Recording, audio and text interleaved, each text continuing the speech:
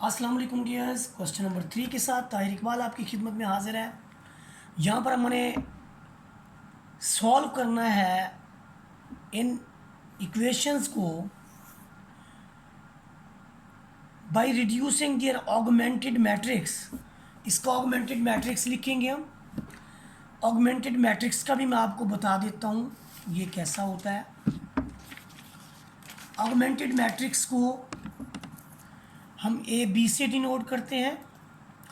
यहाँ पर augmented matrix में देखें, हम सबसे पहली जो बात करेंगे वो आपके पास कोफिशिएंट लिखेंगे 1 2 5, फिर -2 3 -4, फिर -2 1 -3। यहाँ पर ऑगमेंटेड मैट्रिक्स में सॉल्यूशन कॉलम को डॉट के बाद लिख देंगे ऐसे। ये आपका ऑगमेंटेड मैट्रिक्स होता है जिसके अंदर हम सॉल्यूशन कॉलम को भी जो है वो लिख देते हैं। मैं क्वेश्चन की तरफ दोबारा आता हूँ। इसमें हमने एचिलॉन फॉर्म करनी है जी।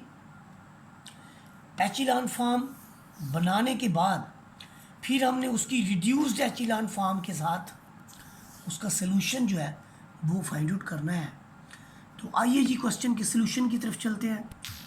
यहाँ पर देखिए आप कि इसका कोफिशिएंट मैट्रिक्स हमने लिख दिया, ऑगमेंटेड मैट्रिक्स हमने लिख दिया। ये सारे का सारा ऑगमेंटेड मैट्रिक्स है जिसे हम ए बी भी कहते हैं। ए बड़ा करके बी छोटा सा लिख देते हैं। इसके बाद देखें जो इसकी एचिलॉन फॉर्म होती है, एचिलॉन फॉर्म की जो डेफिनेशन है वो कुछ इस तरह की है कि यहाँ गौर कीजिएगा कि एचिलॉन फॉर्म इस तरह की होगी कि the number of non zero element in each row is 1, कि हर रो के अंदर जो number of non zero element है वो आपका 1 हो, और number of zero in the succeeding row is less than the proceeding row. अब यहाँ पर 1 के बाद देखें ये एलिमेंट आ सकते हैं। यहाँ पर 1 है तो इससे पिछले एलिमेंट 0 है, यहाँ पर 1 है तो इससे पिछले एलिमेंट 0 है, लेकिन इससे अगले एलिमेंट जो है वो 1 के अलावा हो सकते हैं। सिमिलरली यहाँ पर देखें 1 के आगे सारे नॉन ज़ीरो, 1 के आगे पिछले 0, इसी तरह 1 के आगे ये वाले 0, यहाँ पर नहीं है तो नॉन ज़ीरो। तो ये क्राइटेरिया है एचिलॉन फॉर्म का। और रिड्यूस्ड एचिलॉन फॉर्म में फिर आपको ऊपर वाले एलिमेंट भी 0 करने पड़ते हैं। हम दोबारा अपने काम की तरफ आते हैं। हमने जब एक ऑगमेंटेड मैट्रिक्स लिख लिया तो यहाँ पर हमने एक काम करना है कि यहाँ 1 बनाना होता है, लेकिन खुशकिस्मती हमारी कि ऑलरेडी 1 है। अगर ये वाला मैट्रिक्स इधर होता, ये 1 इधर होता, 2 इधर होता, तो मैं इन दोनों रोज़ को इंटरचेंज कर देता। फिर मैं क्या करता इन दोनों रोज़ को इंटरचेंज कर देता, लेकिन ऐसा नहीं है, हमें ऑलरेडी 1 मिल गया है। तो अब हमारा ये होगा कि इसी रो की मदद से हम इसको ज़ीरो करेंगे और इसी रो की मदद से हम इसको ज़ीरो करेंगे। कैसे ज़ीरो करेंगे देखिए, कौन से ऑपरेशन लगेंगे। अब आप इक्वेशंस को छोड़ दें, आप इस मैट्रिक्स को देखें। ये देखें जी, ये हमने लिखी है R2, फिर हमने फर्स्ट को -2 से ज़रब देके R1 में ऐड कर दिया और हमें ऑपरेशन क्या मिला, R2 -2 R1। अब R2 के अंदर चेंज आना है। यहाँ पर देखें ये सारी मैंने R2 लिखी है, ये क्या लिखा हुआ है 2 3 1 1। अब मैं यहाँ देखता हूँ, आप यहाँ देखें 2 3 1 1। फिर आपने फर्स्ट रो को आपने -2 से मल्टीप्लाई किया है, यहाँ से -2 मिलेगा, +4 +4 +2 ये आ गया। इन दोनों को सम अप करेंगे तो आपको मिलेगा R2 -2 R1, R2 -2 R1। यहाँ पर आपको मिलेगा R2 -2 R1। ये हमारा R2 -2 R1। तो जो चीज़ पहले आती है चेंज हमेशा उसी में आता है। तो ये रिज़ल्ट आया जी 0753।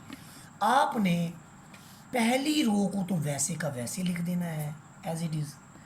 सेकंड रो में जो चेंज आया है वो ये वाला है 0753। तो ये 0753 हमने लिख लिया। अब दूसरी जो रो थी उसके अंदर मैंने आपको बता दिया यहाँ पर 5 है, हमने पहले R3 लिखना है, तो ये देखिए आपके पास R3 लिखा हुआ है, ये वाला 5 - 4 - 3 1, ये देखिए 5 - 4 - 3 1 लिख दिया। उसके बाद हमने ऊपर वाले एलिमेंट को -5 से मल्टीप्लाई करके, ये देखिए -5 R1, तो आपका जो नतीजा होगा वो क्या होगा, आपका नतीजा होगा R3 - 5 R1। ये आपका R3 है, गौर कीजिए ज़रा, ये वाला, और ऊपर वाली वैल्यू को आप -5 से मल्टीप्लाई कर दें, -5 +10 +10 और फिर आपका +5। अब इनको ऐड कर लीजिए, क्या मिलेगा आपको, यहाँ से 0, यहाँ से आपका 6, यहाँ से आपका 7, यहाँ से आपका 6। अब यहाँ से देखें आप खुद ही कि ये 0 6 7 6। अब हमने क्या किया, हमने ये किया कि जहाँ पर आपको 1 मिला उसकी जो प्रोसीडिंग एंट्रीज थी उन्हें हमने 0 कर लिया।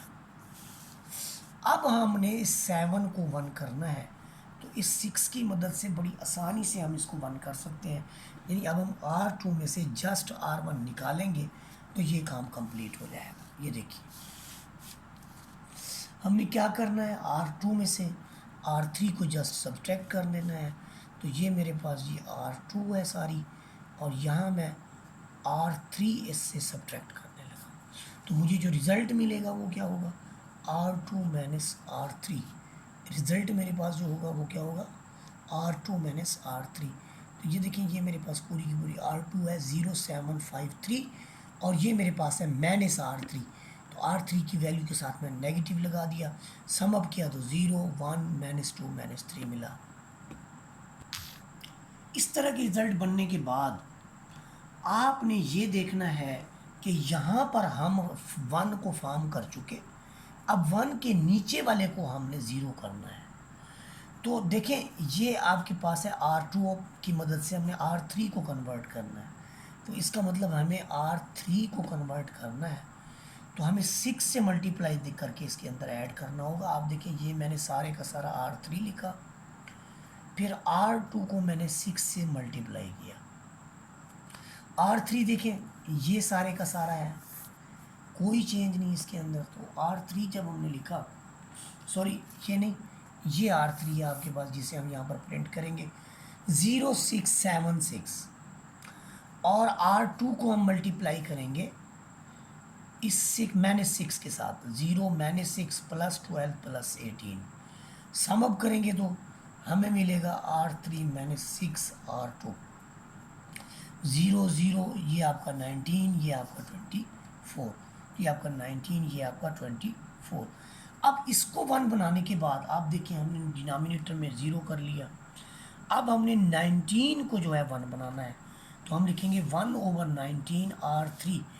तो पहली रो वैसे की वैसे, हमने पहली रो को वैसे का वैसे, दूसरी रो को वैसे का वैसे, हमने 1/19 R3 कर लिया, 1/19 R3 कर लिया। अब हम इसकी ये जो फॉर्म है हमारे पास, एक पार्ट हमारा हो चुका, ये सारी फॉर्म है जी रिड्यूस्ड एचिलॉन फॉर्म है जी। और रिड्यूस्ड एचिलॉन फॉर्म का क्या मतलब है कि ये अभी मैं आपको डेफिनेशन में पहले ही बता चुका।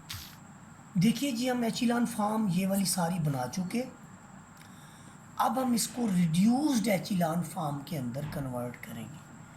क्या प्रोसेस है इसका, ये मैं आपको बताता चलूँ यहाँ पर कि आप इस एचिलॉन फॉर्म से भी अपने सोल्यूशन निकाल सकते हैं, लेकिन हमें चूँकि कहा गया है कि रिड्यूस से निकालें, तो रिड्यूस का क्या क्राइटेरिया है कि जहाँ पर 1 है उसके ऊपर नीचे 0 कर दें। मसलन यहाँ 1 था, ये दोनों हमने 0 कर दिए, अब यहाँ पर 1 बनाया है हमने A22 प्लेस पे, तो इसके ऊपर हमने 0 करना है। उसके लिए क्या करना पड़ेगा आपको R2 R1 लिखना पड़ेगा, ये सारा हमारे पास R1 है, और 2R1 आपको 2R2 करना पड़ेगा, 0 2 -4 -6। रिज़ल्ट क्या मिला हमें, 1 0 -6 -7, वो हमने यहाँ पर। कन्वर्शन किसका है? कन्वर्शन उसका है जो पहले आता है, R1 + 2R2, इसका कन्वर्शन है। जो पहले आएगा उसी का कन्वर्शन है। हमने फर्स्ट रो को चेंज करना है। किसके ज़रिए चेंज करना है? फर्स्ट रो को हमने चेंज करना है सेकंड रो के ज़रिए। तो फर्स्ट रो हमारी ये कन्वर्ट होगी। ये मैंने कहाँ से लिखा, ये देखें, ये आपके पास लिखा हुआ है। उसके बाद चले जाइए आप 1 के नीचे, देखें 1 के ऊपर 0 हो चुका, नीचे 0 हो चुका। अब यहाँ पर देखें आपके पास 1 है, तो आपने 1 से ऊपर वाले एलिमेंट इसको भी 0 करना है, फिर इसको भी 0 करना है। तो आप R3 की मदद से करेंगे। R3 से कौन सा ऑपरेट लगेगा? आप लिखेंगे R3 से, R3, ये देखिए जिसको चेंज करना है वो पहले लिखेंगे हम। तो हम यहाँ पर लिखेंगे R1 + 6R3। R1 में हमने इस 6 को ख़त्म करना है, तो जस्ट इसे 6 से मल्टीप्लाई करके इसमें ऐड कर दें। देखिए एक ने 6 को ख़त्म करना है तो एक को 6 गुना हो जाना चाहिए, इसलिए R3 है, एक जो है वो R3 में मौजूद है, तीसरी रो में मौजूद है। तो मैं अगर इसको 6 से मल्टीप्लाई करता हूँ तो ये देखें, ये मेरे पास ये R1 + 6R3 है। तो यहाँ मैंने आपके सामने R1 लिखा हुआ है। ये देखिए क्या है R1, 1 0 -6 1 -7। ये R1 है मेरे पास जी। क्या है मेरे पास R1? R1 मेरे पास है जी 1 0 -6 -7, ये मेरे पास R1 है जी। अच्छा जी, फिर मैंने क्या किया जी, जो लास्ट वन है इसे मैंने 6 से मल्टीप्लाई कर दिया, यानी मैंने 6R3 करके इसमें ऐड कर दिया। तो मुझे जो रिज़ल्ट मिला वो क्या मिला? R1 + 6R3, वो ये मिला 1 0 0। और यहाँ से मुझे मिला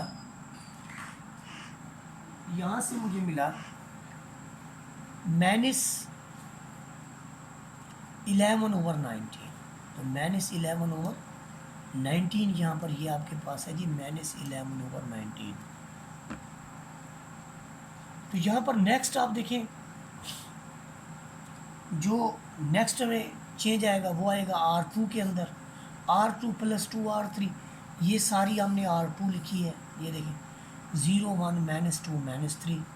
और इसे हमने, ये देखें R2 को हमने इसे करना है किससे, 2 से मल्टीप्लाई करके इसमें ऐड कर देना है। तो हमने 2R3 लिखा, ये वाला, ये 2R3 है, आपके सामने है सारे का सारा। यहाँ से हमें मिला 0, यहाँ से हमें मिला 1, यहाँ से हमें मिला 0, यहाँ से हमें मिला -9/19, इन दोनों को जमा करने से। तो ये जो हमारा रिज़ल्ट है ये यहाँ पर लिखा। अब आप गौर करें, जो कॉलम ये वाला है यहाँ पर ये x1 है, जो कॉलम ये वाला है यहाँ पर ये x2 है, तो x2 की जगह 1 है। और जो कॉलम ये वाला है यहाँ पर x3 है, x3 की जगह ये है। तो हम क्या लिखेंगे, x1 = -19/19, x2 -9/19 एंड x3 = 24/19। ये वाला x2 यहाँ से मिलेगा और x3 हमारा ये वाला। तो ये हमारे पास सोल्यूशन था। वीडियो अच्छी लगी हो तो लाइक शेयर सब्सक्राइब कर दें। जज़ाकल्लाहु खैर।